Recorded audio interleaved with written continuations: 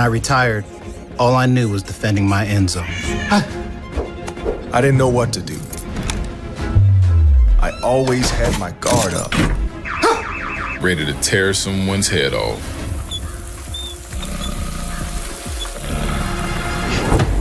Then I stopped settling for safe-ish and got safe with ADT. With 24/7 monitoring, What's up, Brian? I'm more relaxed than ever. And I don't have my head on the swivel anymore. Oh, a black cat chickadee. I had a whole defensive scheme to keep it safe-ish. Woo! And safe-ish wasn't good enough. Oh, hey! Hey, Bam Bam! What's going on? Because now when it comes to protecting my house, I use ADT. Coming through! No, not in my house! Oh, a cat! The basement office was my sanctuary. Wood paneling from the 70s, a beat-up leather chair that molded perfectly to my back, and the faint smell of sawdust from my construction boots. I was reviewing tomorrow's job site reports when Jenna's voice drifted down from upstairs, crystal clear through the heating vents. I just can't do this anymore, you know? He's just not what I need. I froze, pen halfway through marking a supply order. The speakerphone crackled with familiar voices, Melinda's nasally laugh and Lizzie's encouraging murmurs. "You deserve so much better, Jen," Melinda cooed. "Grant treats you like a queen. When are you going to tell Eli?" My wife's sigh was audible even through the ductwork. "Tonight. I've been putting it off, but Grant's right. We can't keep sneaking around forever." Grant, the finance bro with the BMW and the condo downtown. I'd met him at Jenna's company Christmas party, slick hair, firm handshake, the kind of guy who called everyone buddy while looking over their shoulder for someone more important. "Just be direct," Lizzie advised. "Rip the Band-Aid off. You've been married, what, 8 years? He'll get over it." 8 years, 3 months, and 12 days. But who was counting? "The thing is," Jenna continued, and I could picture her twirling her hair the way she did when she was nervous, "I don't want to deal with all the drama, the crying, the begging, you know? I just want it clean. Clean. Like our marriage was a surgical procedure." I heard footsteps above. Then Jenna's voice grew clearer. She was walking toward the basement door. "Eli?" she called down. "Can you come up here for a minute?" I set down my pen and climbed the stairs, each step feeling heavier than the last. Jenna stood in our kitchen, her kitchen now, I supposed, with her phone still on speaker. Melinda and Lizzie had gone quiet. "Hey," I said, keeping my voice neutral. "What's up?" Jenna's face was composed, almost businesslike. She'd practiced this. "I need to talk to you about something important." "Okay." I leaned against the doorframe, crossing my arms. "This isn't working anymore, Eli. Us, I mean. I think we both know it." The kitchen was silent except for the hum of the refrigerator. Through the phone, I could hear Melinda breathing. "I see," I said. "And you've thought this through?" "Yes, I have." Jenna lifted her chin slightly. "I want a divorce. I've already talked to a lawyer." Of course she had. Probably Grant's recommendation. "Well," I said, managing what I hoped was a calm smile, "I appreciate you being direct about it. All the best, Jenna." I reached over and ended the call. The silence that followed was deafening. Jenna blinked, clearly expecting more of a reaction. Tears, shouting, desperate pleas for reconciliation. Instead, I nodded once and headed back toward the basement. "That's it?" she called after me. I paused at the top of the stairs. "What else would you like me to say?" I don't know. Something? You've made your decision. I respect that." I started down the steps. "I'll sleep down here tonight. Give you some space to figure out your next steps." Back in my office, I sat in the leather chair and stared at the job reports. The numbers blurred together. 8 years, 3 months, and 12 days. All of it ending with a speakerphone call and an audience. But Jenna had made one crucial mistake in her planning. She'd assumed I'd be the same man she married, The guy who let her handle all the finances, who trusted her completely, who never questioned why she worked so many late nights or took so many weekend team-building trips. I opened my laptop and logged into our joint banking account. Then I opened another window for our credit card accounts. A third for the car insurance and payments. Jenna wanted clean, I'd give her clean. By midnight, I'd canceled her access to all our joint accounts, suspended her credit cards, and transferred our shared funds into a new account in my name only. I'd also made a few other adjustments, like canceling the mortgage payment I'd been making on her mother's house for the past 3 years and ending the car payments for her parents' matching Mercedes sedans. The Doherty family had expensive taste and minimal income. Jenna's father had been between opportunities for 5 years now, and her mother spent her days at the country club spending money they didn't have. They'd gotten comfortable with their son-in-law's construction business success funding their lifestyle. That was about to change. I was just shutting down the laptop when my phone rang. Mrs. Doherty's name flashed on the screen. "Hello, Eleanor," I answered. "Eli, thank God. There's been some kind of mistake with the house payment. The bank called and said—" "No mistake," I said quietly. "Jenna and I are getting divorced. I won't be making any more payments on your mortgage." Silence. Then, "You can't be serious." "Completely serious. You might want to call a financial advisor, or maybe Grant can help out." I hung up before she could respond. My phone immediately started buzzing with texts from Jenna, then calls I didn't answer. Around 2 a.m., everything went quiet. I poured myself 3 fingers of bourbon and sat back in my chair. Tomorrow was going to be interesting. The gutter tap wasn't much to look at. Sticky floors, neon beer signs, and the lingering smell of decades of cigarette smoke that no amount of cleaning could eliminate.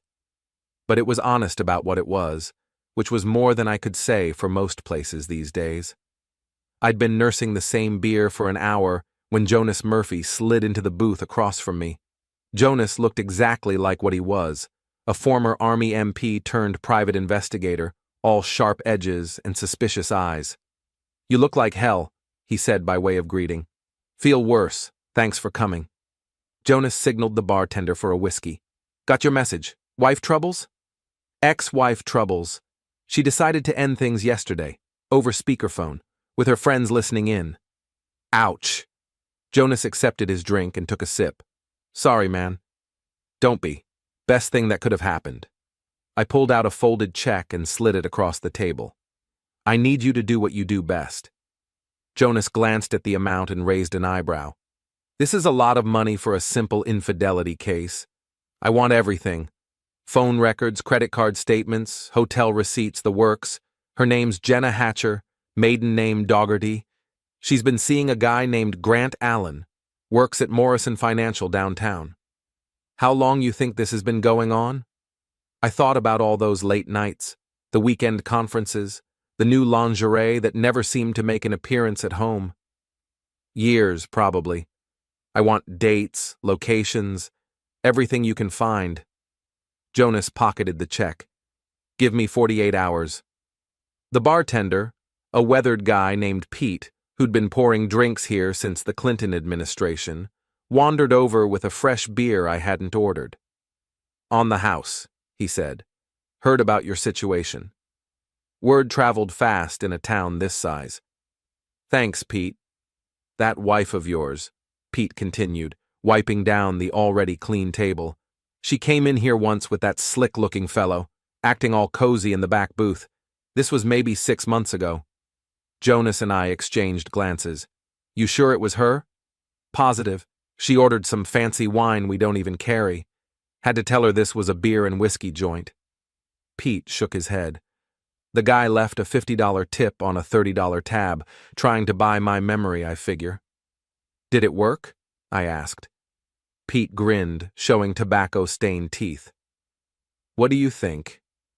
After Pete moved on, Jonas leaned forward. "Sounds like your ex-wife wasn't as careful as she thought." Jenna always underestimated people, thought everyone was as shallow as her country club friends. My phone buzzed with another text from Jenna, The 15th one since last night. We need to talk. This is ridiculous. I showed the screen to Jonas. She's been at it all morning. Not responding? What's to discuss? She made her choice. I finished my beer and stood up. I've got a job site to check on. Call me when you have something. The construction site was a new office complex on the east side of town. 3 buildings, 18 months of work, and enough profit to keep my crew busy through next winter. I'd built the business from nothing over the past decade, starting with small residential jobs and gradually working up to commercial contracts. My site foreman, Danny Rodriguez, met me at the trailer. Danny was old school, hard hat, steel-toed boots, and a work ethic that put men half his age to shame.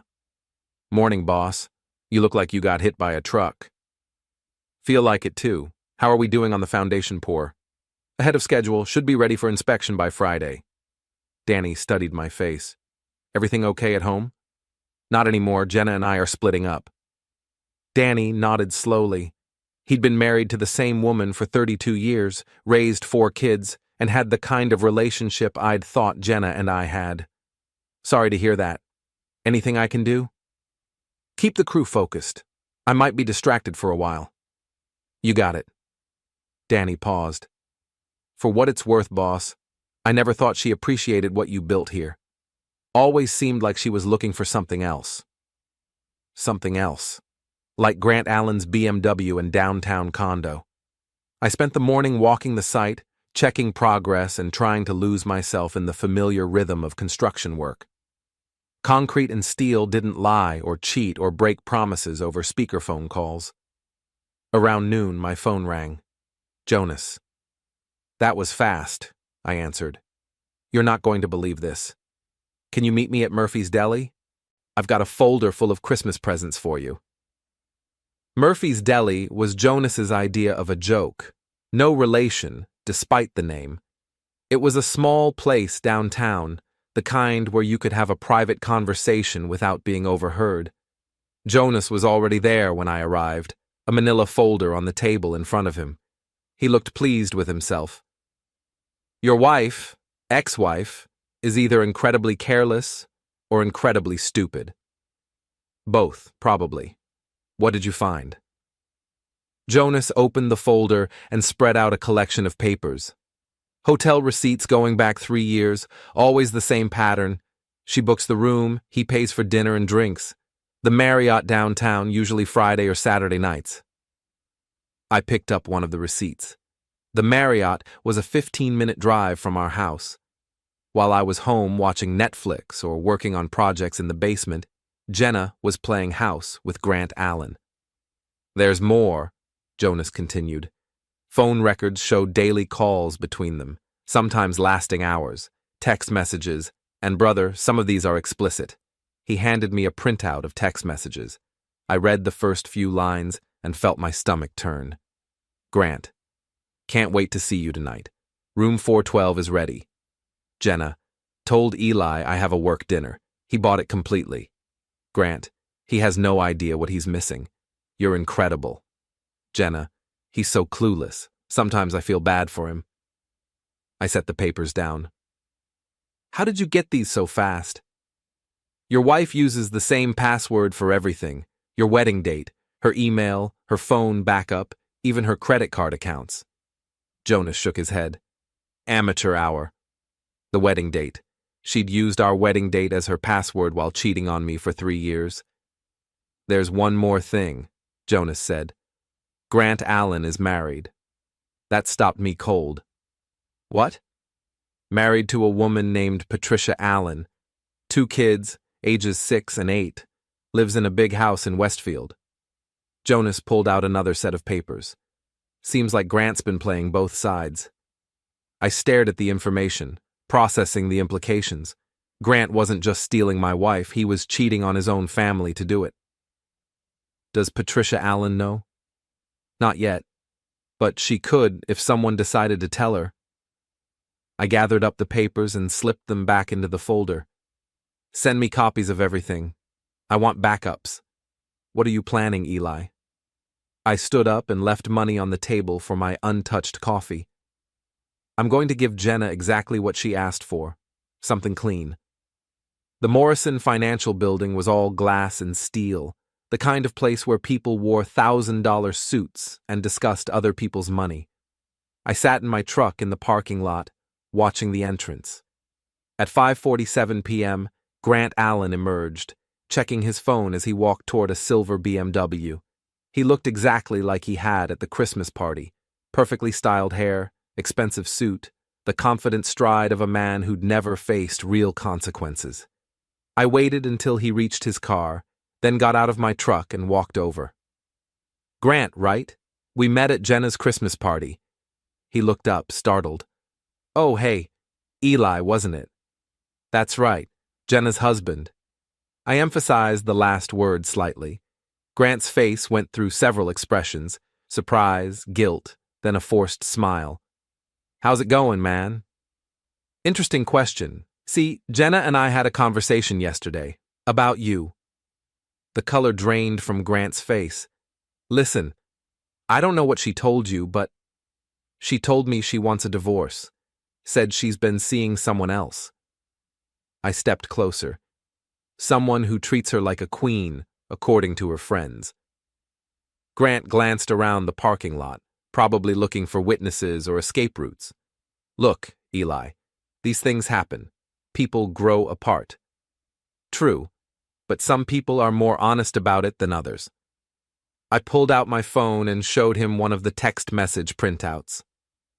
3 years, Grant. 3 years of hotel rooms and lies. His face went white.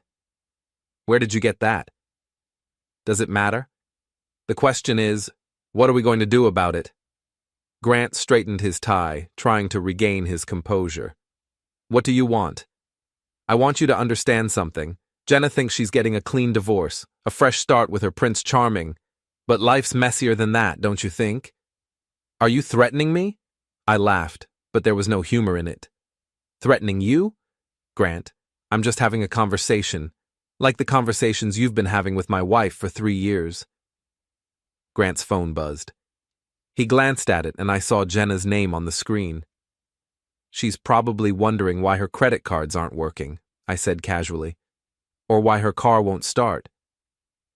What did you do? I did what any reasonable person would do when they discover their spouse has been lying to them. I protected my assets. I stepped back, giving him space. Have a good evening, Grant. Give my regards to Patricia and the kids. His face went from white to green. How do you... But I was already walking back to my truck. The next morning, I was reviewing invoices at the job site when Danny approached with a concerned expression. Boss, there's a woman here to see you. Says she's your wife. I looked up to see Jenna marching across the construction site in heels and a business suit, looking completely out of place among the concrete mixers and steel beams. Eli, she called out, her voice carrying across the site. We need to talk. Now. Every worker on the site turned to watch. This was better than cable TV. Danny, give us a few minutes, I said quietly. Danny nodded and moved away, but not far enough that he couldn't hear everything. The rest of the crew found sudden reasons to work nearby. What can I do for you, Jenna? You know exactly what you can do. Turn my credit cards back on, give me access to our accounts, and stop this ridiculous tantrum. Tantrum? I set down my clipboard. Is that what we're calling it? You're acting like a child, Eli, so we're getting divorced. That doesn't mean you can steal all our money. Our money? I looked around at the construction site, the equipment, the crew of men who'd been working for me for years. Which part of this is ours exactly? Jenna's face flushed. I supported your business. I was there when you started. You were there when I started, that's true. Complaining about the long hours, the dirty clothes, the uncertainty, telling me I should get a real job with benefits and a pension. That's not fair. Fair? I pulled out my phone and showed her the same text message I'd shown Grant. Let's talk about fair. Jenna stared at the screen, her mouth opening and closing like a fish out of water. Where did you get that? Does it matter? The point is, I know about Grant. I know about the hotels, the lies, the 3 years of playing me for a fool. Tears started forming in Jenna's eyes, but I wasn't buying it. I'd seen her practice her expressions in the mirror too many times. Eli, please, we can work this out. People make mistakes. 3 years isn't a mistake, Jenna. It's a choice. You made your choice, and now I'm making mine. What about my mother's house? My parents' cars? You can't just... I can, and I did. Your family has expensive taste for people with no income. They can figure out their own finances. One of the younger crew members, Tommy, was trying to look busy while obviously listening to every word. Jenna noticed and lowered her voice. You're humiliating me. I'm treating you exactly the way you treated me. The only difference is, I'm doing it honestly. Jenna wiped her eyes, smearing her mascara. I'll fight you on this. I'll get a lawyer. You already have a lawyer, remember? You told me that the first night. I picked up my clipboard again. But here's the thing about lawyers, Jenna. They cost money. And money is something you're going to be short on for a while. She stared at me for a long moment, probably seeing me clearly for the first time in years. Not the accommodating husband who paid all the bills and asked no questions, but the man who'd built a successful business from nothing and wasn't about to let anyone take it away from him. I don't even know who you are anymore, she said finally. Funny, I was thinking the same thing about you. After Jenna left, Danny approached cautiously. Everything okay, boss? Better than it's been in years. I looked around at the construction site, at the solid progress we'd made, at the crew of men who'd stuck with me through the lean years. How's that foundation looking? Strong as a rock, Danny said with a grin, just like everything else you build. That evening, I was back at the gutter tap when Jonas called. You're going to love this, he said without preamble. Grant Allen just got suspended from his job, pending an investigation into his relationship with a client. A client? Turns out Morrison Financial handles your wife's company's retirement accounts. Dating a client is a big no-no in the financial world. Someone made an anonymous tip to their compliance department. I took a sip of my beer. Imagine that. It gets better. His wife Patricia got an interesting package in the mail today. Hotel receipts, text messages, the whole 9 yards. She's filed for divorce and she's asking for everything. The house, the kids, alimony, the works. Poor Grant. Sounds like he's having a rough week. Oh, it's not over yet. Remember those explicit text messages?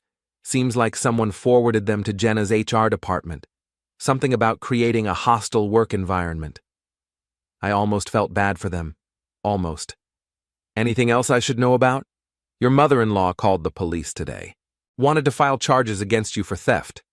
And the officer explained that a man can't steal from himself. She didn't take it well. I finished my beer and left money on the bar. Thanks for everything, Jonas. Send me your final bill. This one's on the house. Haven't had this much fun in years.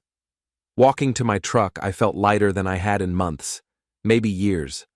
For the first time since the speakerphone call, I wasn't thinking about what Jenna had done to me.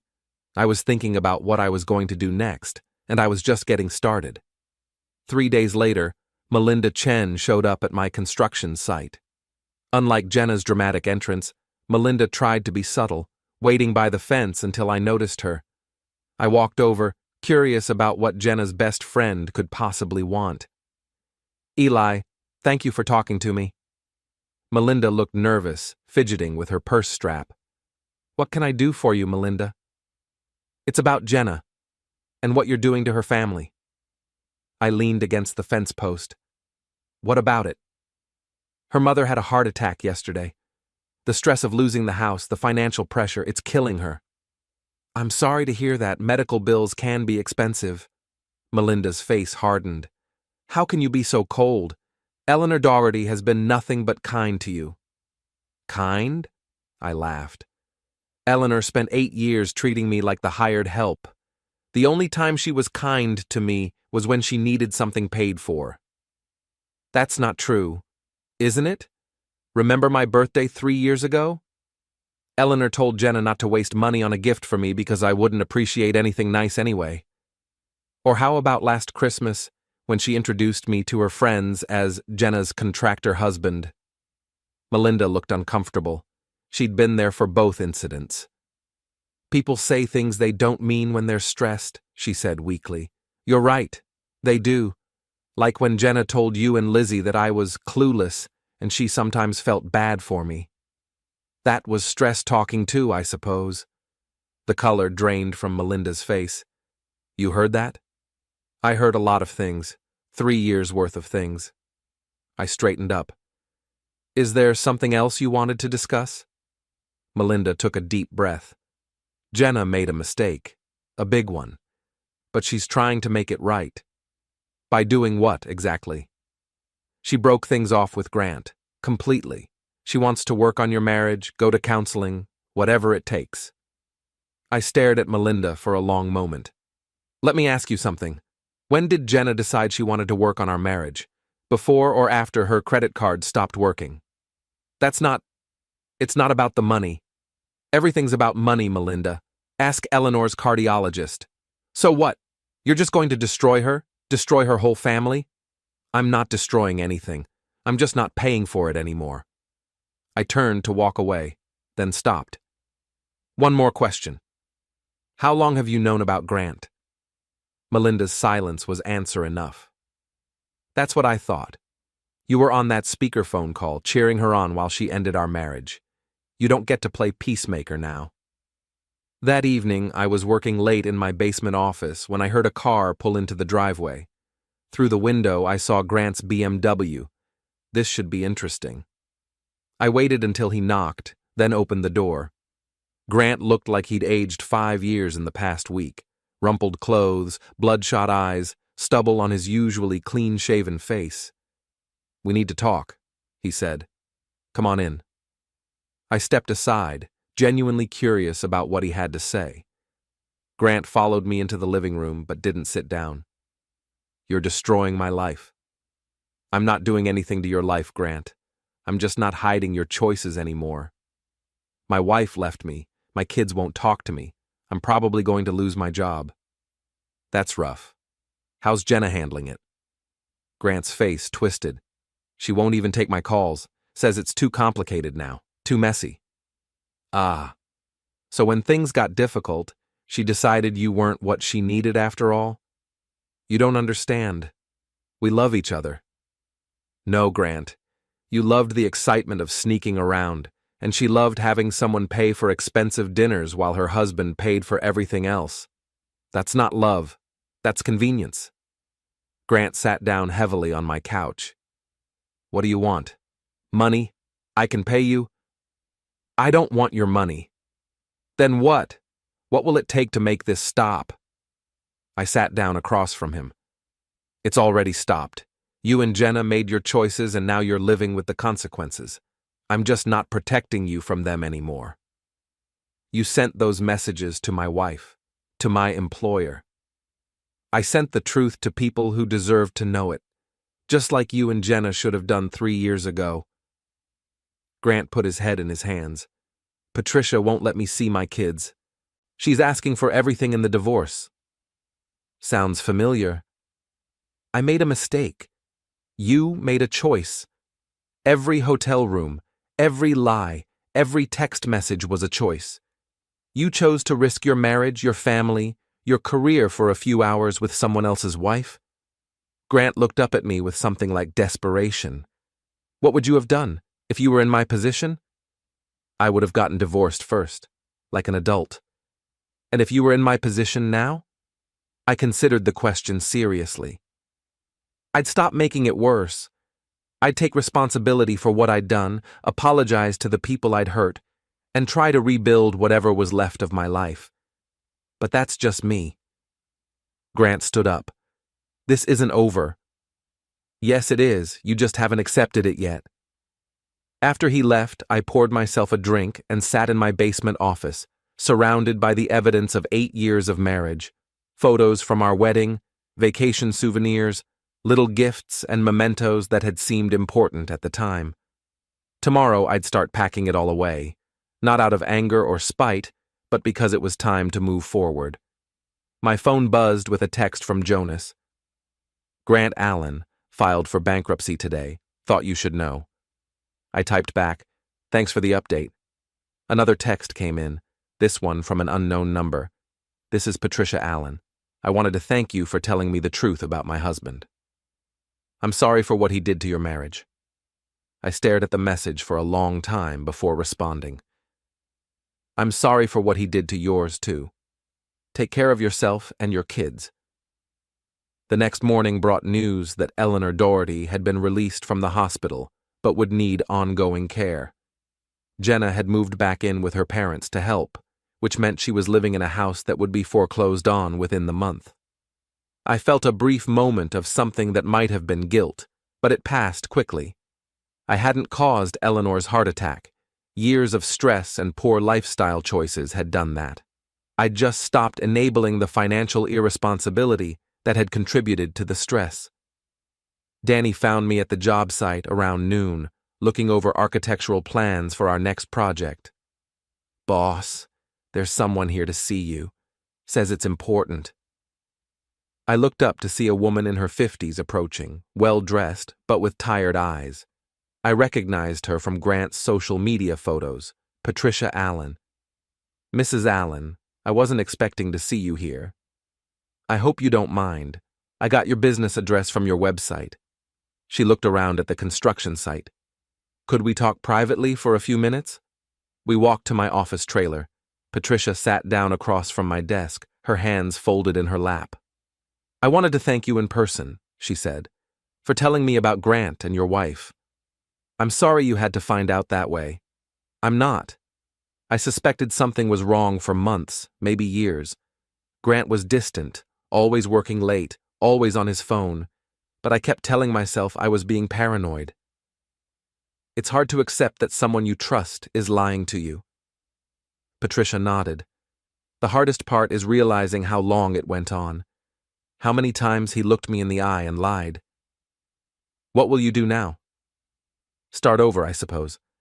My lawyer says I'll get the house and primary custody of the kids. Grant will have to pay alimony and child support, assuming he finds another job. And the kids? They're angry and confused. They don't understand why Daddy doesn't live with us anymore. Patricia's voice caught slightly. But they'll be okay. Kids are resilient. We sat in silence for a moment. Outside, the construction crew was pouring concrete for the building's foundation. Steady, methodical work that would create something lasting. Can I ask you something? Patricia said. Do you hate them? Grant and your wife? I considered the question. No, I'm angry, disappointed, hurt, all of that. But hate takes too much energy, and I've got a business to run. You're more generous than I am. I hate Grant for what he's done to our children. That's understandable. He betrayed them too. Patricia stood up. Well, I should let you get back to work. Thank you again, Mr. Hatcher, for everything. After she left, I sat in the trailer for a while, thinking about betrayal and consequences, about the difference between justice and revenge. I'd told Patricia the truth. I didn't hate Jenna or Grant, but I wasn't done with them either. That evening, I called Jonas. I need one more favor, I said when he answered. What kind of favor? The kind that ends this cleanly. The foreclosure notice appeared in the legal section of the local newspaper on a Thursday. Doherty, Eleanor M., 1247 Maple Street. Just a few lines of text that represented the end of the lifestyle Jenna's family had built on other people's money. I was reading it over coffee when my phone rang. Jenna's number. Hello, Jenna. You bastard. Her voice was raw, like she'd been crying. Are you happy now? My mother's house is gone. I'm not happy or unhappy about it. It's just a consequence of decisions that were made. Decisions you made. You could have kept paying. I could have. But why would I pay for your mother's house when you're planning to divorce me? Because it's the right thing to do. I almost laughed. The right thing? Jenna, When was the last time you or your family did the right thing? When you were sneaking around with Grant for 3 years? When your mother spent money she didn't have on country club memberships? When your father quit his job and decided to be a professional golf player at 55? That's different. No, it's not. You all made choices and now you're dealing with the results, just like I am. Where are we supposed to go? That's not my problem anymore. You made it clear that you don't want to be married to me, so your housing situation isn't my responsibility. There was a long pause. When Jenna spoke again, her voice was smaller, more desperate. What if I called it off? The divorce, I mean. What if we tried to work things out? With Grant? I told you that's over. It has been for weeks. It's over because his wife found out and his life fell apart. Not because you suddenly realized you loved me. I do love you, Eli. I made a mistake. You made a choice. You chose Grant over me, excitement over stability, lies over honesty. The only thing that's changed is that your choice didn't work out the way you planned. People change. People learn from their mistakes. Some people do. But you're not calling because you've learned anything, Jenna. You're calling because you're scared. You thought you could have your cake and eat it too. Keep me as the reliable provider while you played house with Grant. Now that plan's blown up, and you want me to bail you out. That's not true, isn't it? If Grant still had his job, his house, his money, would you be calling me right now? Silence. I didn't think so. So what? You're just going to let my family be homeless? Your family consists of 3 adults who've been living beyond their means for years. They'll figure something out. My mother just had a heart attack, and I'm sorry about that. But her heart attack doesn't change the fact that she's been financially irresponsible for decades. Maybe this will be a wake-up call. You're not the man I married. You're right. The man you married was a pushover who let you walk all over him while you screwed around behind his back. Consider this my resignation from that job. I hung up before she could respond. The next morning, Jonas called with an update. Your ex-wife's been busy, he said. She applied for 3 different credit cards yesterday, all denied. Credit score took a hit? That, plus she's unemployed as of yesterday. That was news to me. She got fired? Laid off, technically. Budget cuts. But I'm guessing her situation with Grant didn't help her standing at the company. What about Grant? Officially terminated yesterday. Violation of company policy regarding client relationships. He's also facing a lawsuit from Morrison Financial. Apparently, he used company resources for personal business. Such as hotel rooms charged to the company credit card, dinners with your wife listed as client meetings, that sort of thing. I shook my head. Grant had been even dumber than I'd thought. There's more, Jonas continued. He's been staying at a motel on Route 9, the kind that rents by the week. Patricia cleaned out their joint accounts before he could touch them. Good for her.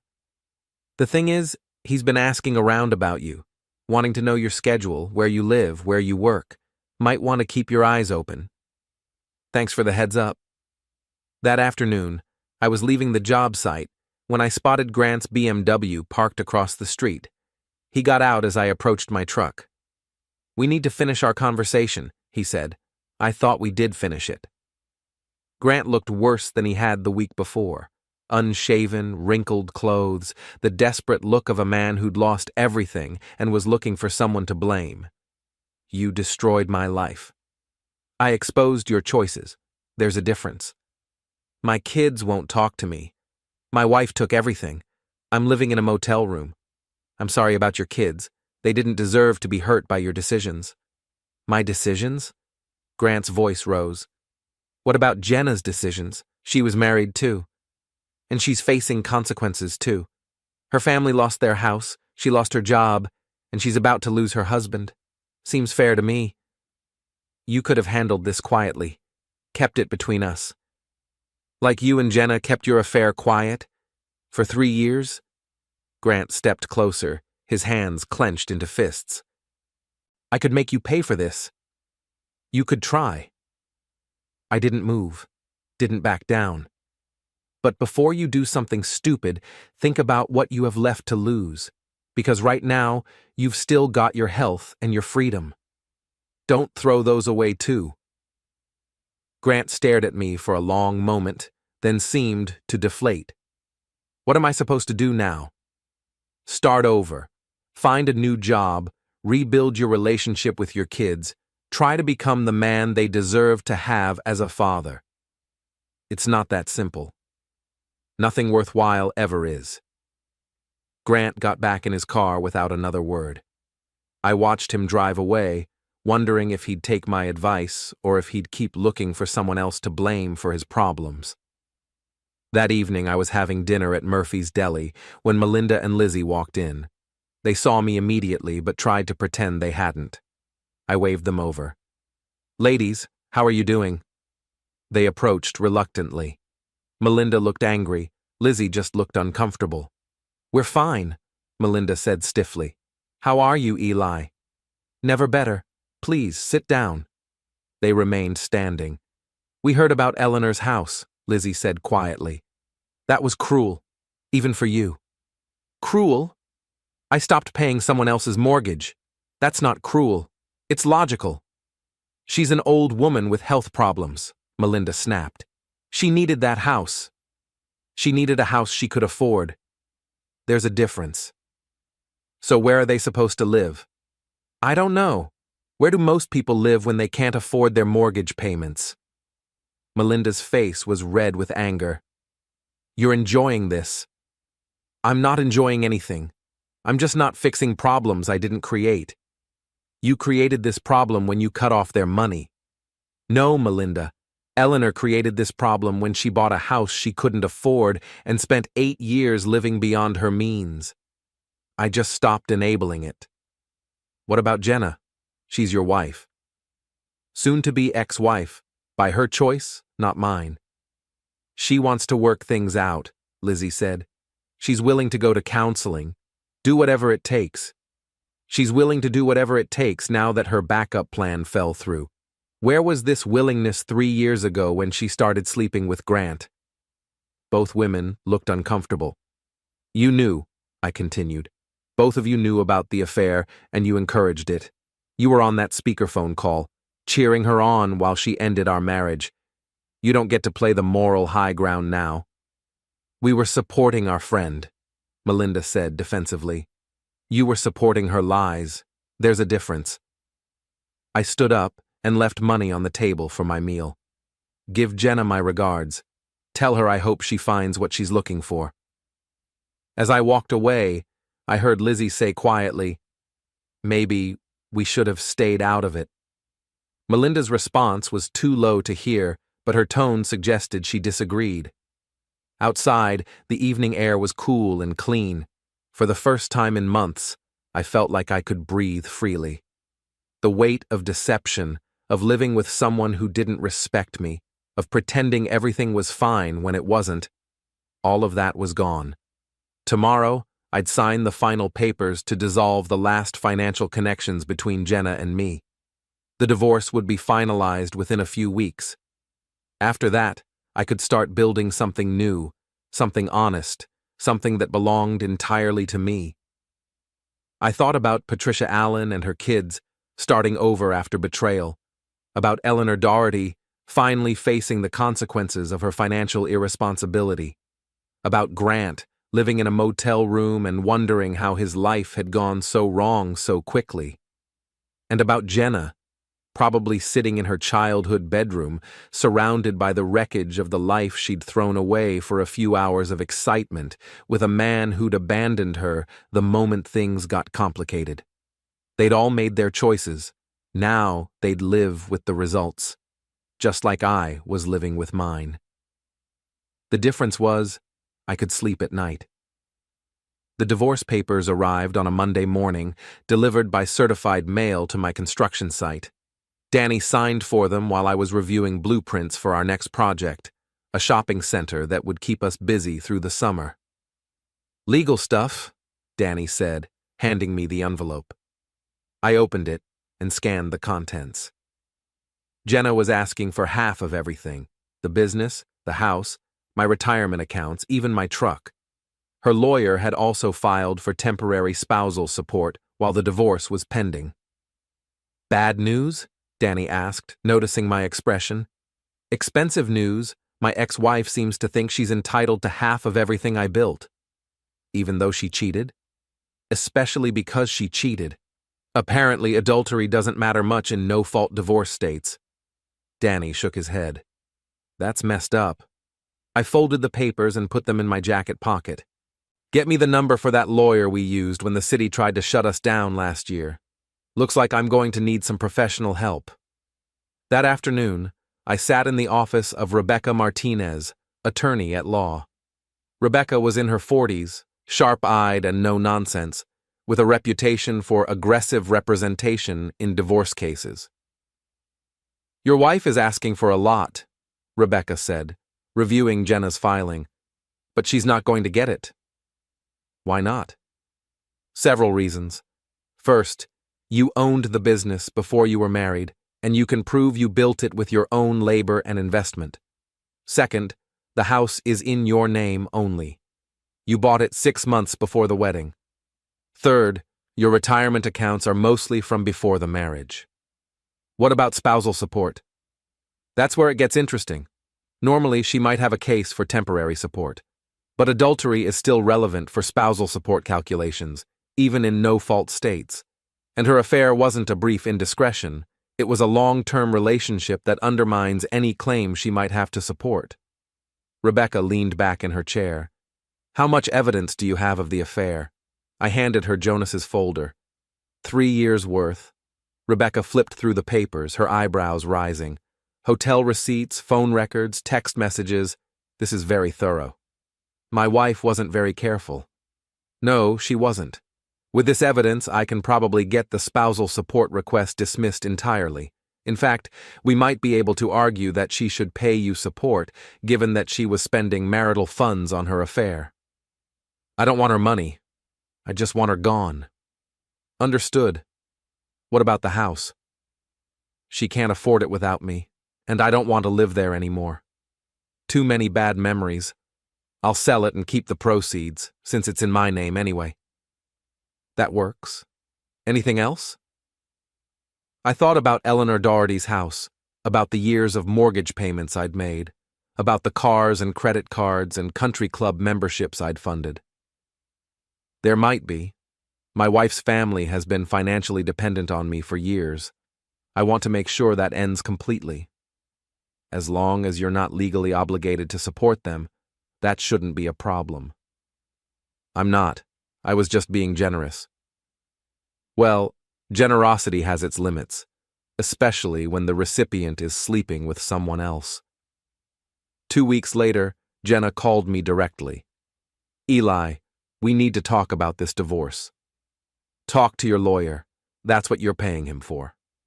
My lawyer says you're being unreasonable. Your lawyer is wrong. I'm being fair. Fair? You're trying to leave me with nothing. I'm leaving you with exactly what you brought to the marriage, which, if I remember correctly, was about $15,000 in student loan debt and a used Honda Civic. I supported your business. You complained about my business. You wanted me to get a real job with a steady paycheck and benefits. I helped you grow the company. You helped me spend the money the company made. There's a difference. 8 years of marriage has to count for something. It does count for something. It counts for 8 years of my life that I'll never get back. Jenna was quiet for a moment. When she spoke again, her voice was softer, more vulnerable. What if I could prove to you that I've changed? That I'm not the same person who made those mistakes? How would you do that?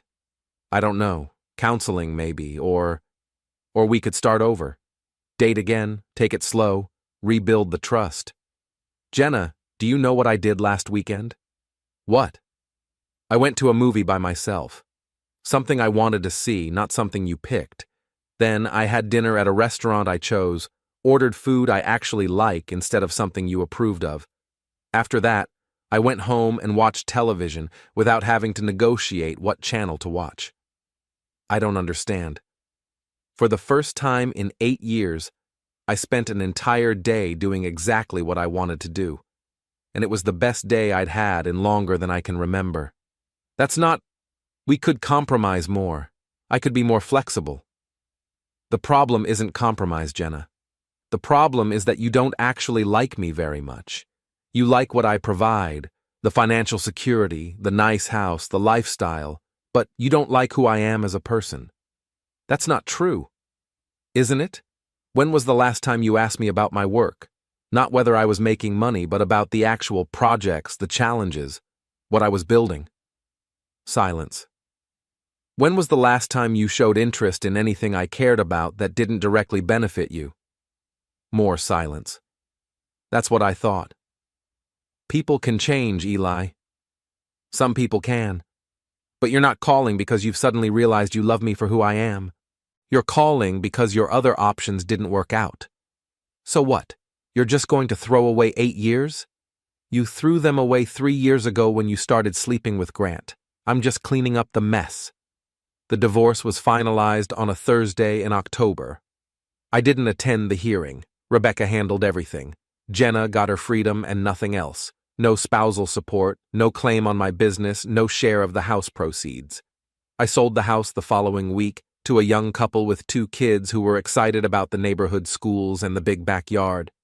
They reminded me of Jenna and me 8 years earlier, full of hope and plans for the future.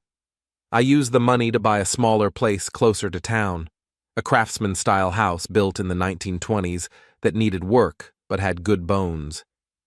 It felt like a metaphor for my life, damaged but repairable, with a solid foundation to build on. Jonas stopped by one evening while I was painting the kitchen. Heard about the divorce being final, he said, accepting a beer from my refrigerator. Best money I ever spent on legal fees. How's Jenna doing? I don't know, and I don't ask. Last I heard, she was living with Melinda and working at a temp agency. And Grant? Still at the motel, as far as I know. His bankruptcy went through, so he's starting fresh, whether he wants to or not. Jonas took a sip of his beer. You ever think about what might have happened if you'd handled things differently? Tried counseling, worked it out? I set down my paintbrush and considered the question. You mean if I'd pretended I didn't know about the affair and tried to save the marriage? Something like that. I think about it sometimes. But then I remember that text message where Jenna called me clueless and said she felt sorry for me. That wasn't the heat of the moment, or a mistake. That was how she really saw me. Fair point. Besides, what kind of marriage would we have had? I would have spent the rest of my life wondering if she was cheating again, checking her phone, questioning every late night at work. That's not a marriage, that's a prison sentence. Jonas nodded. So, what's next for you? I looked around the kitchen, at the half-painted walls and the new appliances I'd chosen myself, at the window that looked out on a garden I was planning to plant in the spring. I'm going to finish fixing up this house, maybe expand the business, take on some bigger projects, travel a little. There are places I always wanted to see but never got around to visiting. Sounds like a good plan. It feels like a good plan. For the first time in years, I'm making decisions based on what I want, not what someone else expects from me. After Jonas left, I went back to painting. The work was methodical and satisfying, covering up the old color with something new, something I'd chosen. Each brushstroke was a small act of independence, a declaration that this space belonged to me and me alone. My phone buzzed with a text from an unknown number.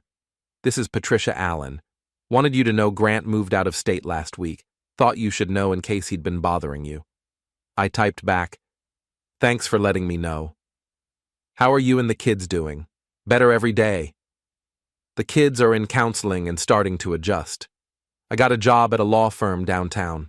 We're going to be okay. I'm glad to hear that. Take care of yourself. You too. And thank you again for everything. I set the phone aside and went back to painting. Outside, it was getting dark, but the kitchen was bright with new possibilities. Tomorrow, I'd start on the living room. Next week, I'd begin planning the garden. For the first time in years, the future felt like something to look forward to instead of something to endure. And that was worth more than any marriage built on lies.